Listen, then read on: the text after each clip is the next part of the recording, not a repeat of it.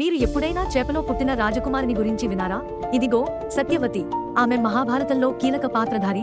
ఆమె పుట్టుక రహస్యాలు మరీ అసాధారణం. ఒకప్పుడు ఒక రాజుకు ఒక అసాధారణ కోరిక కలిగింది. ఆ రాజు తన రాజసపు సారాన్ని ఒక ఆకులో చుట్టి నదిలో వదిలాడు.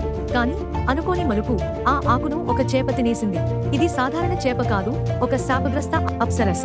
9 నెలల తర్వాత ఒక మత్స్యకారుడు తన వలలో ఒక విచిత్రమైన చేపను పట్టుకున్నాడు. ఆ చేప లోపల ఏముందో తెలుసా? 2 పిల్లలు. అప్పుడు అందరూ ఆశ్చర్యపోయారు. వారిలో ఒకరు సత్యవతి. ఆమె ఆ తర్వాతి కాలంలో చరిత్రలో కీలకమైన మార్పు తీసుకొచ్చింది. కాని ఇక్కడ ఒక సమస్య ఉంది. సత్యవతి తనలో చేప వాసనను కలిగి ఉంది. ఆపై ఒక మహర్షి ఆమెను ఒక దివ్య సువాసనతో ఆశీర్వదించాడు. దాంతో ఆమె మరింత రాణిగా ఎదిగింది. చేప వాసనతో మొదలైన సత్యవతి చివరికి దివ్య సువాసనతో రాణిగా మారిన ఈ కథ అద్భుతంగా మారింది. మహాభారతం, రామాయణం వంటి పురాణాలలో ఇంకా ఎన్నో వింత కథలు దాగి ఉన్నాయి. మీకు ఇష్టమైన పురాణం ఏది?